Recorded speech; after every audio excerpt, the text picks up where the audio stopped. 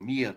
O Brasil fechou 2024, aí começou 2025, com uma queda de 7% nas suas reservas de dólares, porque foi obrigado, o Banco Central leiloou muito dinheiro, né, muita moeda estrangeira, na tentativa de conter a alta da moeda, né, da moeda norte-americana.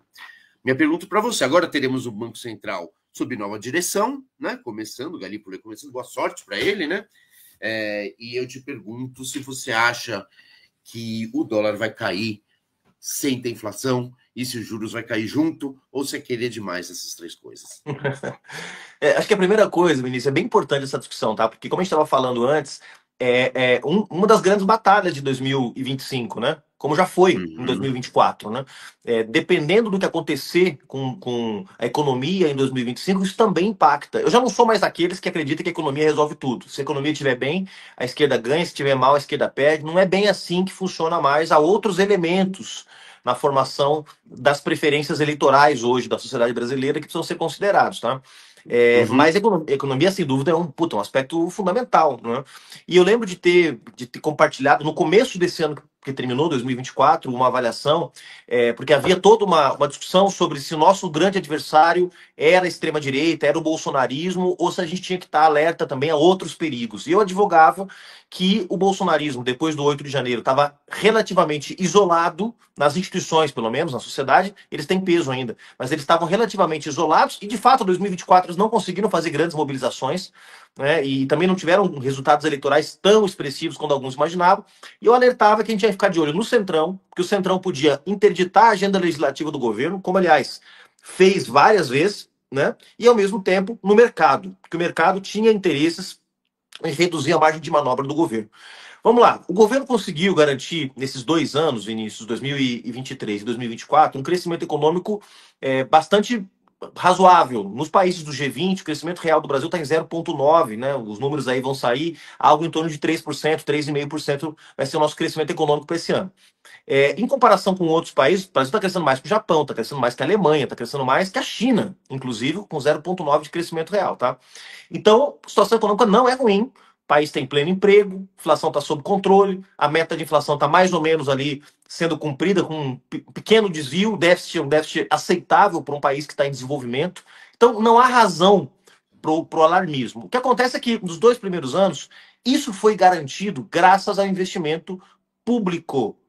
Só para a gente ter uma referência, Você em diz o 2020, crescimento do país. exatamente, tem a ver com a PEC da transição, que foi aprovada no final de 2022 e que injetou diretamente 175 bilhões na economia, autorizado pelo Congresso Nacional. Lembra daquela PEC que foi aprovada na transição dos governos? Sim. Bolsonaro tinha raspado o cofre, o país estava quebrado e o Congresso autorizou um gasto extra-teto de 175 bilhões, certo?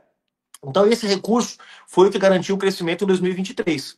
Né? E deu um gás, vamos dizer assim, em 2024, somando os gastos dos prefeitos, que gastaram mais. Vamos pegar o caso de São Paulo. São Paulo estava com 35 bilhões de dinheiro em caixa. Para se reeleger, o Nunes gastou 15 bilhões. Pô, esses 15 bilhões viram dinheiro que vai para a economia, certo?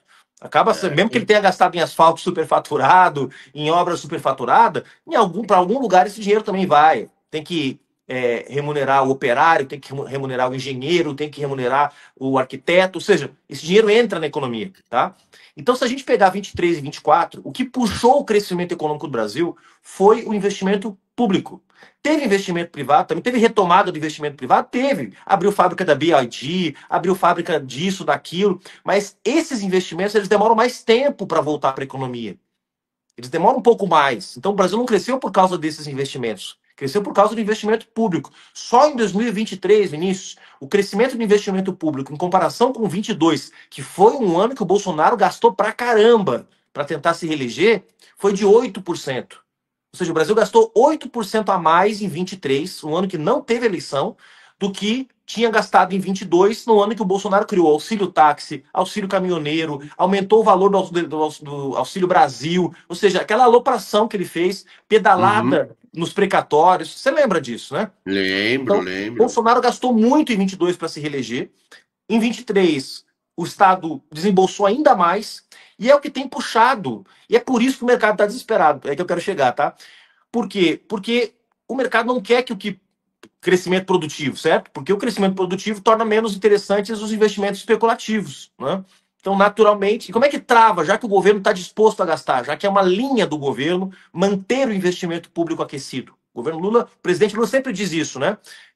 Governo não é banco para guardar dinheiro, né? O governo tem que usar os recursos para gerar emprego, cuidar da saúde, da educação, da infraestrutura e etc. Teve que torrar essa grana agora das reservas para conter o ataque especulativo do dólar, tá? Para jogar mais dólares na economia, para diminuir a pressão da busca por dólares que estava acontecendo na economia, estava desvalorizando a nossa moeda. Mas o governo não vai usar reserva para fazer investimento, vai usar os recursos orçamentários que estão disponíveis, a arrecadação aumentou. Então, a pressão que o mercado está fazendo é como? Vamos tornar os investimentos especulativos mais interessantes do que os investimentos produtivos. Para que um sujeito que tem capital, ao invés de investir numa fábrica, na ampliação de uma planta, ao invés de investir em algum tipo de investimento produtivo, ou seja, que gere, circule recursos, renda, riqueza na economia, gere emprego, gere renda, esse dinheiro vá para um fundo, esse recurso vá para a compra de títulos da dívida pública e etc. Então, o que o mercado faz? Cria um ambiente de descontrole das contas públicas, né? Especula com o dólar. Claro que tem fatores estrangeiros, a gente sabe disso, tem a ver com a eleição do Trump também, mudança da política de juros nos Estados Unidos, mas aumenta a pressão para criar um clima de insegurança para o investidor. E aí, com isso, o investidor diz o seguinte: olha, eu até estava querendo investir mais aqui, mas olha, o governo não vai conseguir honrar seus compromissos. E eu, portanto, ou você aumenta a taxa de juros para que o meu risco seja melhor remunerado, aí eu compro os juros, compro títulos públicos a 12%, 14%. Eu falei com o meu gerente esses dias, o Vinícius, do meu banco, cara, falei, como é que vocês estão vendo aí no banco? Não vou nem falar o nome do banco. Como é que vocês estão vendo aí no banco perspectiva para a taxa de juros? Não, a nossa expectativa é que termine em 14% em 2025. Ou seja, não é expectativa, é o que eles querem que aconteça. Eles vão trabalhar para isso. Eles vão trabalhar para que a taxa de juros suba para conter o investimento direto do Estado. Né? Porque o Estado, com taxas de juros mais altas, vai ter mais gastos financeiros e vai sobrar menos dinheiro para investir em saúde, educação e, portanto, vai dificultar a reeleição do Lula. É pura política, Vinícius. É pura política. Então, para fechar o raciocínio... Desculpa. Pode falar, depois eu pergunto. Pode para fechar esse raciocínio, como eu estava dizendo antes, como é que a gente deveria lidar com isso? Comprando a briga. Eu acho que a ideia da gente fazer um ajuste nas contas públicas só legitima o discurso do mercado de que o governo está descontrolado nas suas despesas. Uma coisa é você realmente fazer algumas revisões de gastos, você gastar melhor, gastar com mais racionalidade, né? Cobrar mais de quem tem mais. Eu sou totalmente favorável à proposta do governo de isenção de imposto de renda para quem ganha 5 mil e criação de alíquotas para quem ganha mais de 50 milhões. Tudo isso é legal. Mas vai mexer no BPC, vai mexer no salário mínimo, não precisa. Você está legitimando o discurso do inimigo, entendeu? Quando o presidente Lula comprou a briga em torno da taxa de juros em 2023, foi uma briga corajosa que o presidente Lula comprou, que ele falou para o Campos Neto, tem que baixar a taxa de juros, você está sabotando o Brasil. 88%, saiu um Datafolha na época, você lembra? 88% das pessoas disseram que o presidente Lula estava certo. Isso criou um ambiente na sociedade para baixar a taxa de juros na sequência.